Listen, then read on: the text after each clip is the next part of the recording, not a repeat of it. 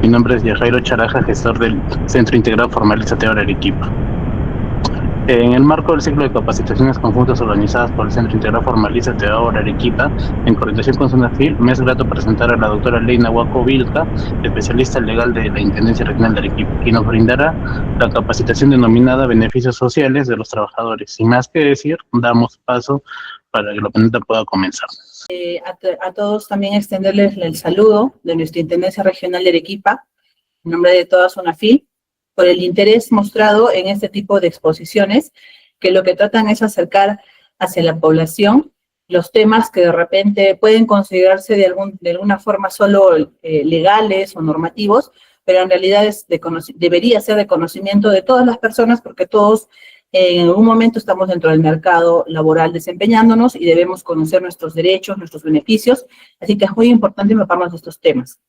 A ver, voy a compartirles la presentación.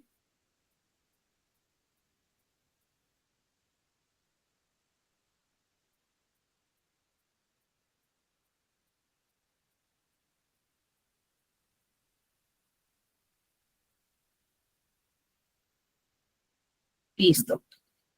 Como pueden visualizar, el tema que hoy estamos abordando es el de beneficios sociales de los trabajadores. Para empezar, siempre de repente tener una visión general de la normatividad que se aplica en estos casos. En este caso tenemos el Decreto Supremo 3/2097 del TR, que es el tubo del Decreto Legislativo 728. Creo que este número 728 va a significar para muchos la familiaridad que uno tiene cuando establece una relación laboral, una relación contractual de naturaleza laboral, porque la mayoría de empleadores está bajo este régimen, que rige la actividad privada. Luego tenemos el reglamento de la Ley de Fomento al Empleo y el texto único ordenado de la Ley de Impulso al Desarrollo Productivo y al Crecimiento Empresarial.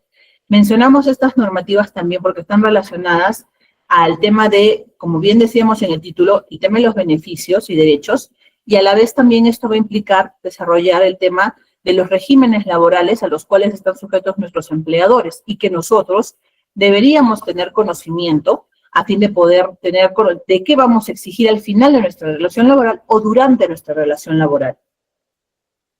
Entonces, ¿quiénes son los trabajadores que pertenecen al régimen laboral de la actividad privada? Siempre hemos escuchado el sector privado y el sector público, ¿no? Son los dos grandes ámbitos en los cuales podemos distinguir el tema de la actividad laboral. En este caso, la actividad privada, ¿no? Es un régimen laboral común de aplicación a todos los trabajadores del sector privado, es decir, todos los empleadores que forman parte de este gran ámbito laboral privado, es decir, desvinculándonos del público. Dentro del público tenemos otros regímenes laborales que también se aplican, y en este caso en el privado tenemos el 728, el Decreto Legislativo 728, rige hacia todos los trabajadores que tienen un vínculo dentro de la actividad privada. ¿Qué beneficios? Como estábamos hablando al inicio de la primera diapositiva, los beneficios que se ofrecen en este régimen laboral. Hay beneficios y obligaciones que se van a aplicar a todos los regímenes dentro de esta actividad privada. Sin embargo, también van a haber diferenciación de acuerdo a algunos otros regímenes. Entonces vamos a abordar ello en cuanto al tema de lo que es lo común, lo general, y cuál es lo específico, lo sectorizado para un régimen en especial, ¿no? Estamos hablando de los beneficios legales como jornada de trabajo, horario, trabajo en sobretiempo, las conocidas horas extras, la compensación por tiempo de servicios, es decir, la CTS, las gratificaciones, que ya vemos que son en fiestas patrias y en Navidad, asignación familiar, solamente para los trabajadores que tienen carga acreditada, ¿verdad? Las vacaciones, es igual, el descanso del vínculo laboral, pero de manera remunerada, a la cual todos los trabajadores de todos los regímenes tienen derecho. El seguro de vida ley, que tienen derecho también a contar con este seguro desde el primer día de trabajo. El seguro social en salud, ¿no? Es un aporte que el empleador tiene que hacer para que nosotros estemos con esta protección en nuestra salud y poder acudir a que nos puedan ser atendidos en alguna entidad de acuerdo al régimen al que estamos adscritos. Y seguridad social en pensiones, es decir, ONP o AFP, que son los dos regímenes, mejor dicho, los dos sistemas que se aplican en nuestro país. El sistema público, que vendría a ser la ONP, y el sistema privado, que es de las AFPs.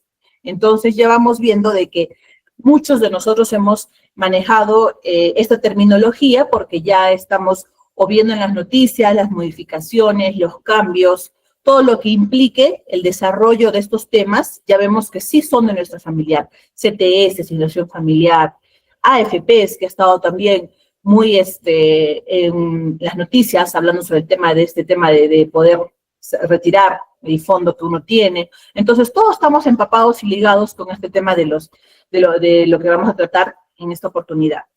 ¿Existen otros regímenes laborales? Se preguntarán. Y sí, existen regímenes laborales especiales, ¿sí? Entonces, dentro de la actividad privada, ¿no? La actividad empresarial privada, hay regímenes especiales. Entonces, dentro de ellos vamos a encontrar el régimen laboral especial de las MIPES, ¿sí? También hemos escuchado hablar de ello. Micros y pequeñas empresas en nuestro país. Estos regímenes laborales van a tener algunos beneficios de manera coincidente con los regímenes de régimen general, así como también algunas especificidades que vamos a tener que tomar en cuenta a fin de que no nos sorprendan al final de nuestro vínculo laboral con que nosotros pensábamos que teníamos derecho a todos los beneficios que estamos tomando conocimiento que existen y después nos enteramos que en realidad no, porque realmente legalmente no es amparable el otorgamiento de todos. Entonces, si la actividad empresarial de mi empleador no cuenta con un régimen especial, ¿qué sucede?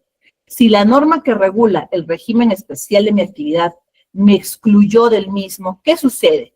Entonces, la respuesta a estas preguntas, a estas interrogantes, viene a ser que se aplica el régimen general, ¿sí? Entonces, los regímenes especiales, lo que se requiere para su aplicación es que realmente el empleador esté adscrito, esté reconocido, ¿no? Dentro de un régimen especial. O sea, si quiero formar parte de un régimen especial laboral, tengo que cumplir con ciertas características y condiciones para que la ley me otorgue este reconocimiento y a la vez yo le puedo otorgar ese reconocimiento a mis trabajadores.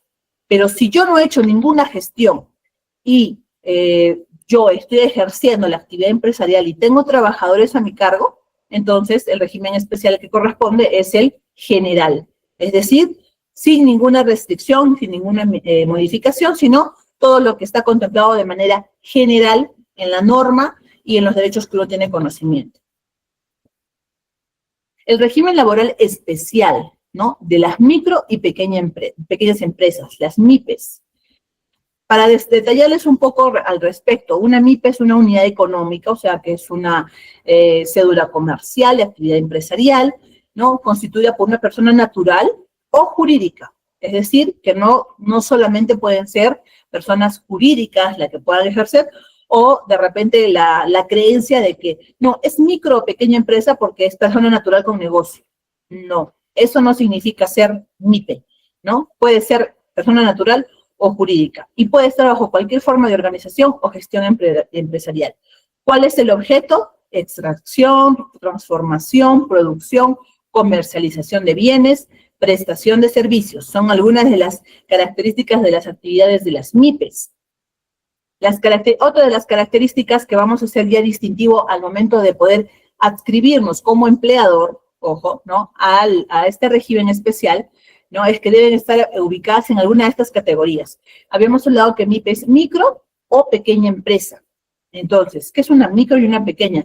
Lo que va a distinguir para poder cumplir con este requisito o una característica específica como alguno de estos regímenes es el tema de que la microempresa, ¿no? Tiene que tener un ingreso anual hasta 150 UITs y la pequeña empresa va a tener un ingreso anual de 1.700 UITs, hasta 1.700 UITs. El presente año 2026 estamos con 5.500 soles, una UIT. Entonces, 5.500 soles por 150 tendría que ser el tope de lo que está declarándose en SUNAT como ganancias anuales para poder ser considerado MIPE, en este caso una microempresa, y hasta 1.700 por 5.500, el monto es el que me va a salir para poder ser considerado como una pequeña empresa. Entonces, estas son las principales características que se debe reunir para poder considerar la posibilidad de ser considerado o inscribirse como una MIPE. Es decir, esta es la base, ¿no? La distinción entre micro y pequeña. Sin embargo, no es suficiente tener este tipo de ingresos para ser considerado como tal legalmente. Es un prerequisito es cumplir esta situación, ¿no? De los ingresos. Ahora, también para saber quiénes están excluidos de formar parte de micro o pequeñas empresas. Son los grupos económicos que en conjunto reúnan las características requeridas. Es decir, no puede ser considerada una microempresa una persona jurídica o natural que ejerza actividad empresarial, pero que forme parte de un grupo económico. Al igual que cuando tienen una vinculación económica con otras empresas o grupos económicos nacionales o extranjeros. Entonces, tampoco van a estar excluidos de poder ser considerados como micro o pequeñas empresas. Y también cuando falseen la información o dividan unidades empresariales, porque estamos hablando de un tope de ingresos anuales. Entonces, si se va a empezar a modificar esta información con el único objetivo de poder ser considerado micro o pequeña a fin de reducir los beneficios que le voy a otorgar a mis trabajadores, entonces igual están totalmente excluidos este tipo de acciones para poder ser considerados como micro o pequeñas empresas. Ahora, también hay rubros específicos que no van a poder ser registrados como micro, en el caso de rubro bares, de discotecas y juegos de azar y afines. Los afines son los que van a estar considerados por el Ministerio de Trabajo. Entonces, estas actividades tampoco van a poder ser sujetas a pretender inscribirse como micro o pequeñas empresas. Ahora, propiamente y legalmente, ¿qué es una MIPE? ¿Sí? Tienen que inscribirse. Si ya tenemos la primera condición que les había mencionado, que es el tema del ingreso de 150 y 1.700 UITs, entonces el paso a seguir es hacer el registro en el correspondiente REMIPE, que es el registro que maneja el Ministerio de Trabajo para reconocer. Es la única forma que una empresa o un empleador pueda ser considerado como efectivamente micro o pequeña. Entonces, a esto me refería cuando les indicaba de que no basta que el empleador pueda tener este ingreso y ya dé por asentado que tiene derecho solamente a ejercer sus facultades como micro o pequeña. No, tiene que estar registrado. Entonces, tenemos dos elementos concurrentes e importantes e indispensables, vienen unidos, el nivel de ventas y el registro MIPE. Tienen que estar registrados en el MIPE, que no es un registro complicado ni muy de que exijan más requisitos que los que estamos viendo del nivel de ventas. Sí, es un registro que se va a presentar, va a haber, es más, la efectividad de ser considerado micro y pequeña es desde la fecha de la solicitud como tal. Es decir, si por ejemplo el día de hoy un empleador presenta su solicitud al registro, ¿no? Y va a tener una fiscalización la próxima semana, ¿sí? Y ya cada 2 meses se verifica que de repente tiene que haberse una imposición de sanción, pongamos el caso. Entonces, esta empresa, ¿desde cuándo va a ser efectivo ser considerado como micro? Desde el día que hizo la solicitud, es decir, desde hoy. Por lo tanto, toda su tratativa como empleador va a ser como microempresa o pequeña empresa de acuerdo a su registro. Entonces, ese reconocimiento realmente beneficia al empleador diligente. ¿Por qué? Porque ha hecho su trámite para poder inscribirse como tal y, por lo tanto, debe ser considerado también bajo esta categoría, ¿no? No esperando de que su solicitud sea admitida, sino basta el tema de la solicitud. Obviamente que después llegue a buen puerto su solicitud y el registro sea efectivo, entonces obviamente no tiene ningún inconveniente para su reconocimiento, ¿no? Entonces, la pregunta que se ve aquí en la pantalla es, si tengo el nivel de ventas pero no me inscribo en el REMIPE, entonces lamentablemente no va a ser considerado el empleador como micro o pequeña empresa. El registro es indispensable. Este registro, como les había mencionado, está a cargo del Ministerio de Trabajo y tiene por finalidad acreditar a una micro o pequeña empresa que cumple con las características requeridas. Por lo tanto, como vemos, este REMIPE es de total importancia para poder verificar y es de acceso público. Se puede acceder, si ustedes googlean REMIPE, se puede acceder, y cuando verifico con qué necesito para verificar si un empleador es REMIPE, el número de RUC. Entonces, entiendo que todo trabajador debe conocer o puede acceder a saber cuál es el número de RUC de su empleador.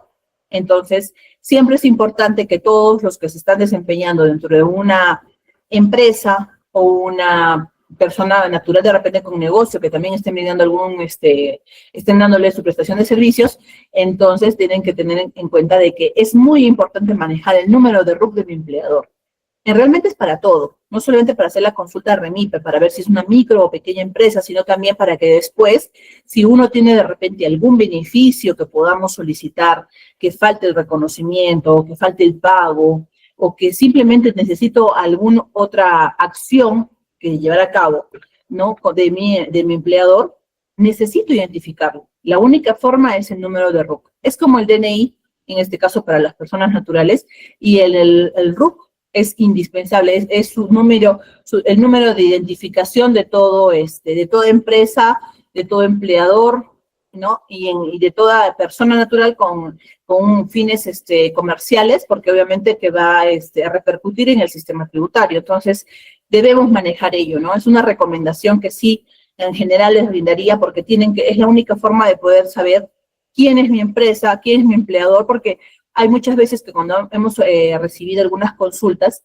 vienen con el nombre de la empresa y el nombre que ellos conocen que se llama la empresa, ¿no? No sé, tiene determinada tienda, Milagros. Entonces, quieren buscar con esta denominación en la SUNAT el número de RUC. No existe, porque tienda Milagros simplemente es de repente el logo de la empresa, es la parte exteriorizada de la empresa, pero no es en realidad el nombre con el que está registrado. Entonces, el número de RUC sale de repente a nombre de una persona natural, que es con la que ha sacado el número de RUC.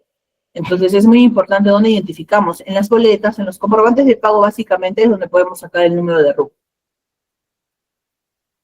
Entonces, la extensión del régimen MIPE también es adscrita o se puede acoger a este régimen las juntas o asociaciones o agrupaciones de propietarios o inquilinos en régimen de propiedad horizontal o condominio habitacional. ¿Por qué? Porque este grupo de personas también tienen trabajadores que les prestan servicios en común, vigilancia, limpieza, reparación, mantenimientos similares. Hoy en día que hay tantos condominios, edificios, ¿no?, de que todas las personas, los propietarios, los que viven, los residentes de estas edificaciones, pueden tener un grupo están asociados, ¿no? Están organizados a fin de tener, por ejemplo, trabajadores para la vigilancia, o de repente para la limpieza o el mantenimiento de todo lo que conlleva las áreas comunes de estas instalaciones. Entonces, ahí pueden aplicar, ¿no? Siempre y cuando no se excedan de 10 trabajadores, porque ahí sí ya no podrían acogerse a este régimen. El régimen laboral especial, ¿no?, que no es aplicable a la micro o pequeña empresa. Es decir, habíamos mencionado que hay muchos regímenes especiales, ¿sí? Por ejemplo, el sector agrario, también hay del sector textil. Sin embargo, estos sí pueden acogerse a micro y pequeña empresa solamente en el caso del régimen especial agrario. Tienen esa posibilidad de hacerlo, mientras todos los demás tienen que regirse por toda la normativa específica, especial, ¿no? Entonces, en este caso, les dan la oportunidad para que puedan ellos hacer su adscripción, su inscripción. Sin embargo, igual tienen que acreditar que el tema de los ingresos no van a pasar del tope que se está estipulando para la micro y para la pequeña empresa. Ahora, la permanencia en el régimen especial, ¿qué significa? Es decir, la permanencia dentro de la micro o pequeña empresa depende también del tema de los ingresos. Todo negocio, toda actividad empresarial tiene obviamente el objetivo de crecer. Ninguno va a querer que constantemente todos los años sigan siendo los mismos ingresos, las mismas ventas. Se aspira, todos aspiran a que esto pueda crecer, cada vez pueda expandirse más. Por lo tanto, obviamente que tampoco no se va a permanecer en el tiempo. Me inscribí una vez como microempresa y así me voy a quedar eternamente pese a que yo tengo, ya mis ingresos subieron. No, ¿no? En el caso de la microempresa que durante 2 años calendarios consecutivos obtengan ventas anuales superiores a las 150, podrá conservarse un año calendario adicional. Ese es el periodo de gracia, ¿sí? Y luego de este periodo pasará al régimen laboral que corresponde, es decir, de acuerdo a las ventas, al aumento de las ventas, le corresponderá pasar a pequeña empresa, y si incluso excede del monto de tope para las pequeñas empresas, tendrá que pasar a un régimen general. Entonces, a las microempresas, después de 2 años consecutivos de haber obtenido ventas superiores al tope, se les dará un año de gracia, ¿sí? Entonces, en realidad, va a ser un beneficio que se les está otorgando porque son empresas que de repente recién están surgiendo, recién se han conformado, constituido. Entonces, hasta que la estabilidad económica pueda ser evidenciada, se les está dando esa oportunidad de haber sido al inicio, diligentes y registrarse como tales, como micro pequeñas, para que puedan pasar al régimen que corresponde. Ahora, ¿es posible retornar a un régimen anterior? No. ¿No? El cambio de régimen laboral solo es posible, como se menciona acá, en el siguiente supuesto. Es decir, a mejora. De micro se puede pasar a pequeña empresa o a régimen general.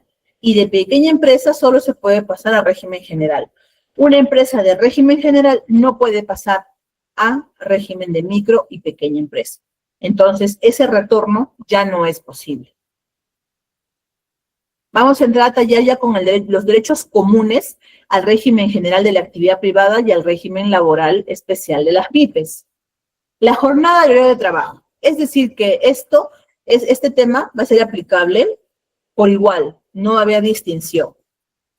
¿Qué abarcamos en una jornada de trabajo, no? Estamos hablando de las horas de trabajo, las horas de prestación de servicio que le damos a nuestro empleador, que no puede exceder de 8 horas diarias y 48 horas por semana, ¿sí? Y en el tema del sobretiempo es aquella labor que se realiza de forma voluntaria sobre estas 8 horas o las 48 horas a la semana. Entonces, el pago de horas extras, ¿no? Tiene que hacerse efectivo con una sobretasa. Las 2 primeras horas es como un recargo del 25% del valor normal de la hora. Y la tercera hora en adelante es un recargo del 35%. Entonces, ¿esto se aplica también para las micros y pequeñas empresas? Sí, es para todas las empresas. También hay otra forma de compensar, no solamente monetaria o remunerativa, sí, pero corresponde que exista un acuerdo entre el trabajador y el empleador que determinen cómo va a efectuarse esta compensación, es decir, los días que va a poder ser efectivo. Primero, que el trabajador acepte que no se les va a reconocer el pago de sus horas extras de forma monetaria, sino con descanso. Entonces, puedo acumular horas extras y puedo llegar a un acuerdo con mi empleador que voy a tener determinado el día libre. Sí, sí es permitido, pero tiene que haber un acuerdo, ¿ok? Entonces, esto está igualmente aplicado. No existe de que la micro o pequeña empresa tienen una menor jornada o una mayor jornada. No, la jornada legal está constitucionalmente reconocida. O sea, aquí no entra a tallar normas específicas que puedan decir que sí se puede ejercer más de 8 horas o que por ser micro solamente puedo trabajar 6 o 7 horas. No. Y estamos hablando aquí un tema no de interpretación, sino de entender lo que dice la norma y lo que dice una jornada de trabajo. ¿Por qué les digo esto? Porque hay empleadores que erradamente y también trabajadores que consideran que las 48 horas es una obligación a cumplir. Es decir, no, es que mi trabajador no está cubriendo las 48. Entonces, por lo tanto, él tiene que hacer, si quiere dejar de trabajar el sábado, tiene que de lunes a viernes trabajar más de las 8 horas para cubrir las horas del sábado. No, eso no funciona de esa manera. Estamos hablando que son 8 horas diarias máximo y 48 horas a la semana también máximo.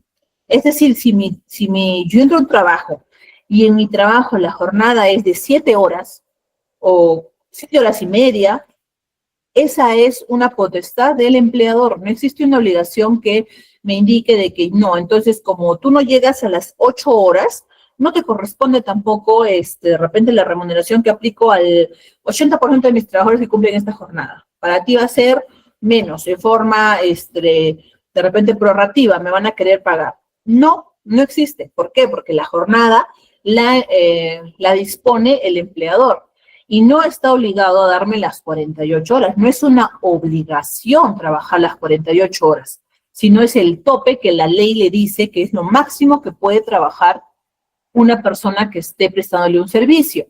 Entonces, esto para que quede claro, porque lo he escuchado de forma directa del empleador, que tienen que cubrir las horas que no llegan a abarcar el sábado para cubrir las 48. La norma no dice eso, es un máximo, ¿sí? Entonces, no nos dejemos de repente a veces engañar pensando en que, no, tengo que llegar a las 48. No, es un máximo. La norma lo que me dice, y a nivel internacional, es que no puedo pasarme de esas horas porque es lo que se considera saludable para un trabajador, un tope de 8 horas. Ahora, que existan horas de trabajo en doble tiempo, sí, pero es un tema voluntario. El empleador lo propone y el trabajador acepta. Y el reconocimiento de este pago de horas extras justamente por ese esfuerzo adicional que está haciendo el trabajador por prestar servicios para su empleador después de la jornada de estas 8 horas, entonces el reconocimiento obviamente no va a ser el mismo. Está haciendo un mayor esfuerzo, por lo tanto, las 2 primeras horas me pagará con el valor de mi hora normal más la sobretasa del 25%. Y a partir de la tercera hora con un 35%. Entonces, no es tampoco reconocer solamente, son mis 8 horas y entonces trabajé 10 horas, estas 2 horas adicionales al valor de 2 horas más. No, tiene que ir con una sobretasa. El horario de refrigerio también es un derecho que no puede, irrenunciable, no puede dejar de existir en una jornada de trabajo, es de carácter obligatorio y no puede ser inferior a 45 minutos. ¿Qué significa? Que no puede ser inferior, es decir, que puede también ser más de 45. Puede ser 1 hora, hora y media, entonces eso depende de las disposiciones del empleador. Lo que sí la norma me ampara es que no me pueden dar menos de 45 para tomar mi refrigerio. Y debe coincidir con los horarios de alimentación, es decir, dependiendo la jornada que tengo, dependiendo del trabajo, pues hay distintas jornadas que inician en diferentes horarios.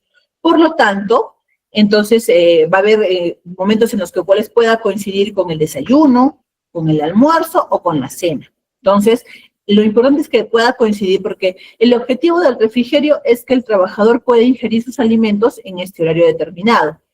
¿Ya? Y lo más importante, que este horario de refrigerio no forma parte de la jornada de trabajo, es decir, no va a entrar a contar. Dentro de esas 8 horas que habíamos mencionado de la jornada máxima, de 8 horas, entonces no puede considerarse, el horario de refrigerio no puede estar considerado dentro de esas 8 horas, ¿sí? Las 8 horas estamos hablando de trabajo efectivo.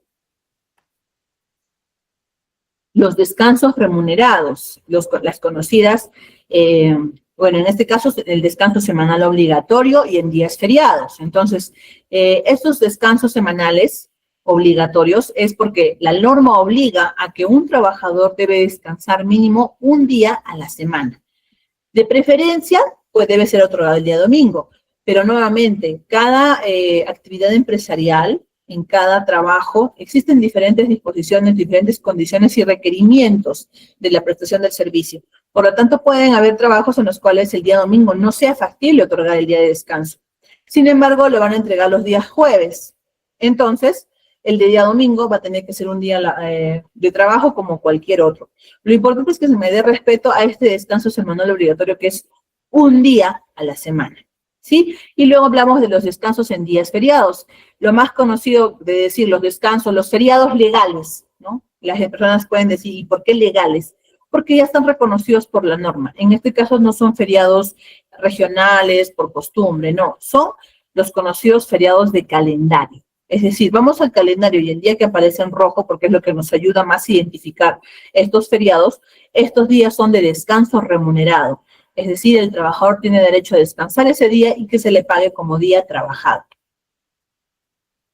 Los beneficios sociales comunes al régimen laboral especial de la microempresa y a la pequeña empresa. Entonces, estos son los beneficios sociales comunes a ambas, ¿verdad?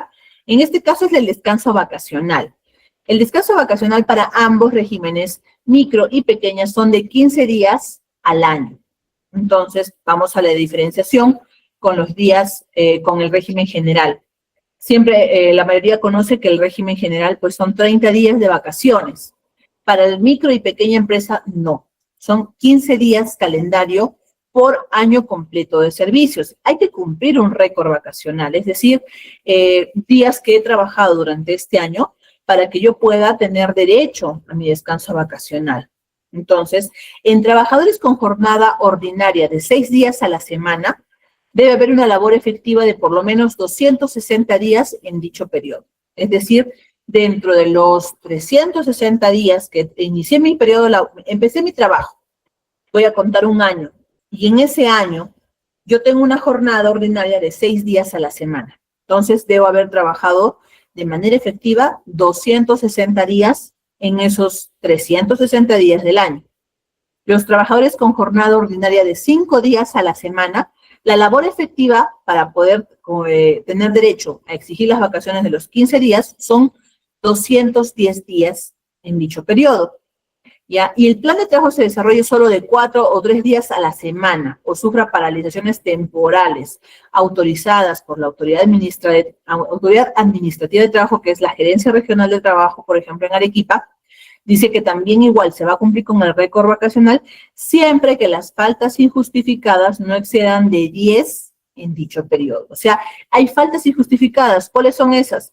A las que yo no voy a trabajar, no presto mis servicios y no justifico. No es porque tuve descanso médico, no es porque tuve un permiso reconocido por mi empleador, no es porque tuve las licencias que también están hoy en día reconocidas por norma. Entonces son injustificadas. Ya, si no excedo de 10 días en ese periodo y solo hay 4 o 3 días a la semana o existen paralizaciones, entonces también voy a poder cumplir el récord vacacional. ¿Sí? 15 días. Seguridad social en pensiones, lo que mencionábamos al inicio, ¿no? Nuestro aporte previsional, que es hoy en día tan importante para tener una pensión cuando ya cesamos en nuestro trabajo, ¿no? El Estado garantiza el libre acceso a las pensiones a través de las entidades públicas, privadas o mixtas, ¿no? Y supervisa su eficaz funcionamiento. Actualmente existen 2 sistemas de pensiones en el Perú, el sistema privado de pensiones y el sistema nacional de pensiones. ¿Sí? ONP o AFP. La seguridad social en pensiones, ¿no? Se debe informar cuando un trabajador ingresa a laborar en un centro de trabajo, ¿no? Él debe informar a su empleador sobre el sistema al cual ya está inscrito, ¿no? La mayoría de personas cuando cambian de trabajo, cuando ingresan a un nuevo trabajo, entonces hay esa necesidad de informar en qué sistema está efectuándose las aportaciones para que el empleador pueda continuar con este pago de las aportaciones retenidas al trabajador. Si el trabajador no pertenece a ningún sistema provisional, o sea, es decir, que recién se está insertando en el mercado laboral o de repente ha sido de un trabajador informal, entonces de repente está recién ingresando a planillas, entonces todo trabajador que ingresa a planillas tiene que estar inscrito en un sistema previsional. El empleador debería entregar en el plazo de 5 días hábiles de iniciar la relación laboral el boletín informativo, que es un documento que integra las características, diferencias, todo lo que va a informarle al trabajador de las peculiaridades de cada uno de los sistemas. Se requiere al trabajador que elija el régimen al que desea aportar su pensión. Tiene que elegir entre la AFP o la ONP. Registrar la elección en el T-registro. Eso lo hace el empleador una vez que el trabajador le manifiesta su voluntad, ¿no? Y en caso el trabajador no manifieste la elección, se debe incorporar automáticamente al sistema privado de pensiones, es decir, a la AFP. Lo que les mencionaba, ONP, AFP, lo que pueden saber para distinguir ambos sistemas es que la ONP es un mecanismo de reparto, la AFP es un mecanismo de capitalización individual. ¿Qué quiere decir? Que en la AFP cada trabajador maneja su fondo. Es decir, de todos los aportes que uno hace en su vida laboral, esto está reconocido en un fondo. Ese es mi fondo. En cambio, en la ONP, yo no tengo un fondo. Yo aporto al sistema para que ellos de manera conjunta y global manejen los fondos para que cuando uno se jubile, le puedan otorgar una pensión. Pero no me van a sacar, como en la AFP, cuántos son mis aportaciones. En la ONP no funciona de esa manera.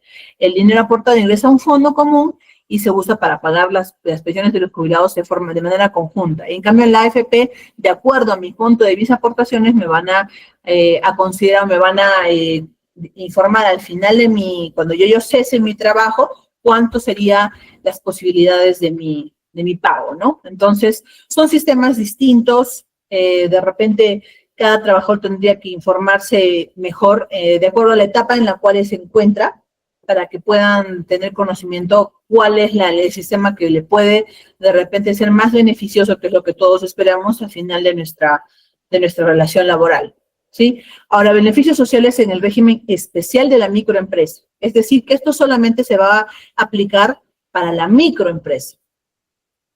Para la microempresa se aplica en el tema del sistema de salud. Las microempresas deben tener un sistema semicontributivo del Seguro Integral de Salud. Es decir, que una microempresa debe afiliar a sus trabajadores en el SIS. El aporte es 15 soles del empleador y 15 soles a cargo del Estado, ¿no? Entonces, el empleador podrá de forma facultativa afiliar a sus trabajadores a e-salud. Esto depende de cada empleador. No es un limitante ni tampoco es restrictivo, ¿no? La norma lo que le obliga es que los puede inscribir en el SIS, pero sin embargo, también pueden optar por hacerlo en e-salud y no van a tener ninguna restricción. La indemnización por despido arbitrario. ¿Cuándo me despiden de forma arbitraria? Porque estamos hablando de una indemnización por despido arbitrario. Es decir, que sin ninguna causal reconocida en la norma, el empleador termina mi vínculo contractual laboral. Es decir, simplemente me pasa mi carta de despido sin existir motivo justificado o reconocido legalmente. Entonces, en estas situaciones, yo tengo derecho a una indemnización por despido arbitrario, ¿sí? Que es equivalente a 10 remuneraciones diarias por cada año completo de servicios, con un máximo de 90 remuneraciones, ¿sí? Entonces, ¿qué significa? Que si una persona ha sido despedida después de 5 años de haber trabajado, entonces, de manera arbitraria, injustificada, entonces, tiene derecho a una indemnización. Esta indemnización que se requiere al empleador es equivalente a 10 remuneraciones diarias por cada año. Es decir, 10 remuneraciones diarias, el valor de mi jornada, ¿no? Por 10, por los años que he trabajado. Son 5 años, entonces, por 5 años, ¿verdad? Entonces, ahí no estoy excediendo al tope. ¿Por qué ahí existe el tope?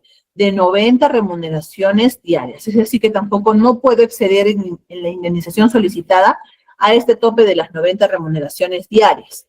Ahora, en el régimen especial de la pequeña empresa, acá entran las gratificaciones. ¿Qué quiere decir? Si acá estamos viendo gratificaciones, ¿qué significa? Que en la microempresa no están reconocidas las gratificaciones. Entonces ya tenemos ahí un beneficio no obtenido y no reconocido para las microempresas. Estamos solo empezando a ver este beneficio a partir de las pequeñas empresas, ¿sí? Que va a ser equivalente a media remuneración mensual a ser pagadas por fiestas patrias y por Navidad. La oportunidad de pago es igual que en el régimen general, la primera quincena de los meses de julio y de diciembre, según sea el caso. Entonces, ya vemos que aquí las pequeñas empresas sí tienen la obligación de pagar las gratificaciones de manera, es decir, la mitad de lo que paga el régimen general, ¿verdad? Esa es lo que la norma contempla y no está reconocida para las micro. La compensación por tiempo de servicios. Ustedes vieron que en la parte de microempresas tampoco la mencioné a la compensación por tiempo de servicios, la conocía el CTS. ¿Por qué? Porque tampoco se paga para las microempresas. Entonces, a partir de las pequeñas empresas es que tenemos la obligatoriedad de este pago. También igual, ¿no? La forma del cálculo de este beneficio se computa a razón de 15 remuneraciones diarias por año completo de servicios, hasta alcanzar un máximo de 90 remuneraciones diarias. También tenemos un tope, pero sí hay la posibilidad de este reconocimiento de alguna manera, ¿no? Similar, pero obviamente que menor al reconocido del régimen general. La participación en utilidades, ¿no? En el caso de las pequeñas empresas que desarrollen actividades que generen rentas de tercera categoría y que cuenten con más de 20 trabajadores, están obligadas a la repartición de las utilidades. Para quienes no aplica, ¿no? A las cooperativas autogestionarias, las sociedades civiles y las empresas que no excedan de 20 trabajadores. La oportunidad de pago. Esto sí es igual que el régimen general, ¿no? Será distribuido dentro de los 30 días naturales siguientes al vencimiento del plazo, ¿no? Señalados por disposiciones legales. Es decir, para la presentación de la declaración jurada anual del impuesto a la renta. El régimen general es de la misma forma, ¿no? Anualmente la SUNAT saca un cronograma para la declaración jurada anual del impuesto a la renta. Entonces, de acuerdo a ese cronograma, cuando ya le toca efectuar el pago al empleador, son 30 días naturales siguientes que tiene también la obligación de hacer la repartición de las utilidades, siempre y cuando que en el caso de las pequeñas empresas cumplan los requisitos que habíamos mencionado, ¿no? Que generen rentas de tercera categoría y que cuenten con más de 20 trabajadores. Si no, no va a ser obligatorio. E igualmente tampoco esto no lo hemos mencionado para las micros porque definitivamente que tampoco no es de aplicación. Y en el caso del seguro complementario de trabajo de riesgo, es un seguro complementario, justamente como su nombre le indica, cuando las actividades que desempeñan los trabajadores conllevan a un riesgo potencial para su salud, ¿sí? Para su integridad física y por lo tanto debe existir, ¿no? La contratación de este seguro beneficiando a los trabajadores que desempeñan este tipo de tareas. Entonces, sí existe la obligatoriedad de hacer este tipo de contratación. Y en el caso de las pequeñas empresas, ¿no? La seguridad social en salud es brindada en e-salud, o sea, que están inscritos en e-salud. El aporte equivalente es al 9% de la remuneración o ingreso y es de cargo de la entidad, ¿sí? La empleadora es la que debe declarar y pagarlos a e-salud al mes siguiente de aquel en que devengaron las remuneraciones afectadas. Entonces, debe considerarse como base mínima imponible la remuneración mínima vital, en caso que el trabajador no perciba por debajo de la remuneración mínima vigente. Aquí lo que sí se puede rescatar es que como trabajadores, indicarles de que la empresa es la que efectúa la aportación. Es una aportación, no es un descuento, ¿sí? No es que el empleador le descuenta al trabajador lo que hay que pagar para el seguro social de salud. No existe, eso no es legal, ¿sí? Un paréntesis en ello, porque sí han habido situaciones en las cuales el trabajador indica que él es el que efectúa el aporte porque les hacen el descuento por planilla o, bueno, de manera interna, lo cual no es correcto, ¿sí? Esto es una aportación y claramente en las boletas de pago quienes manejen ello pueden visualizar que en un estadio de la boleta se indica los ingresos, ¿sí? Y aquí en otro estadio específico dice los aportes del empleador, así como también los descuentos, donde figuran el tema de las aportaciones a la ONP o a la AFP. Esos sí son descuentos, ¿no? Que pueden ser descuentos sello, después los adelantos de remuneración, que algunas empresas hacen algún adelanto de repente a la quincena, entonces también igual lo van a descontar porque ya sí lo pagaron, en este caso al trabajador. Y en el tema de las aportaciones, pues estaría el tema del seguro social en salud. La indemnización por despido arbitrario también es reconocido para las pequeñas empresas, solo que el cálculo del mismo va a ser un poco mayor que el de las microempresas, porque es equivalente a 20 remuneraciones diarias por cada año completo de servicios, con un máximo de 120 remuneraciones diarias. Entonces, sí existe ese reconocimiento, sí existe la posibilidad de exigirle, por ser una pequeña empresa, la indemnización, pero el cálculo hay que tener cuidado porque tiene limitantes y no es igual que un régimen general. Los trabajadores de la micro y pequeña empresa, comprendidas en el régimen laboral especial, podrán pactar mejores condiciones laborales. ¿Qué significa? Que lo que yo les he indicado sobre los derechos y beneficios reconocidos para la micro y pequeña no es un limitante ni es una restricción, es la base. Es decir, son los beneficios y los derechos que un empleador debe cumplir obligatoriamente, ¿sí? Como mínimo. Sin embargo, pueden haber reconocimiento de mejores beneficios. Es decir, ejemplo, una microempresa no está obligada a pagar gratificaciones, pero de repente esta empresa sí quiere pagarles gratificaciones a sus empleadores, a sus trabajadores, disculpen. Entonces sí les va a pagar y sí existe la posibilidad de la percepción que puedan percibirlos legalmente, porque no existe una limitante. Ya es un tema facultativo del empleador efectuar este tipo de pagos. Entonces, no existe limitantes en este aspecto. Bueno, ya como para cerrar el tema de la exposición, solamente darles algunos alcances respecto al tema de Sunafil, que existe un aplicativo en el cual les va a ser de mucha ayuda para las personas que no saben si están registrados o no en planilla. Porque muchas veces la parte de la consulta es, yo pido mis beneficios, y la pregunta es, ¿usted está en planillas? No, pero es que nunca me dieron una boleta. Y entonces, ¿cómo sabe si está en planillas? No lo sé. Y el empleador nunca le va a decir si está o no está, porque si no lo estuviera haciendo, no le va a convenir decirle la verdad. Y si lo estuviera haciendo, ya le hubiera entregado las boletas. Entonces, son situaciones que de repente ya hay que prever, porque no todo empleador quiere trabajar conforme a ley. Entonces, en este aplicativo pueden acceder para verificar si están o no en planillas. Es mucho más sencillo pedir el tema de pago de beneficios cuando uno está en planillas que cuando uno no está en planillas, porque cuando uno no está en planillas, la investigación empieza por el tema de verificar si existió o no la relación laboral. Es decir, estar registrado en planillas es lo que me habilita, es lo que a mí me reconoce como trabajador de un empleador. Y si yo no estoy en planillas, entonces yo no estoy considerada formalmente como trabajador de una empresa o de un empleador.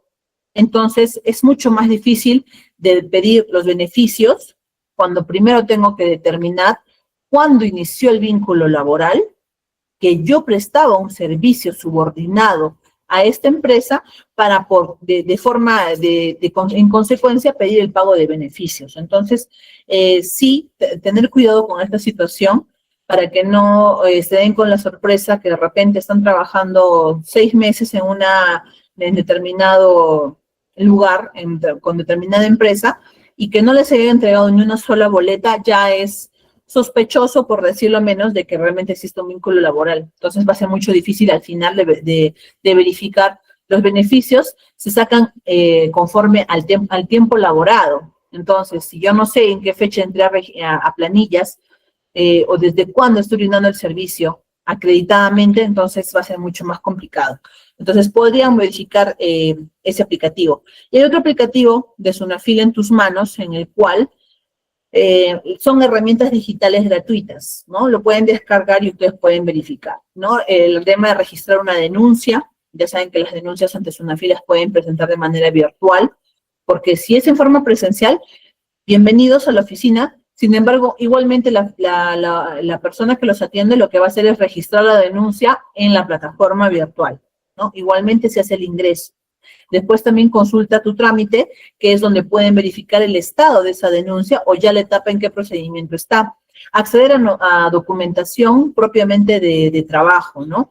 Pueden identificar a los inspectores. Esto es útil para las empresas que están siendo fiscalizadas y que tengan duda de que la persona que se ha personado al centro de trabajo pidiendo información, el inspector está en toda la obligación de identificarse, mostrar su photocheck y darle su DNI. Y con esos datos pueden verificar si es un inspector de Sunafil.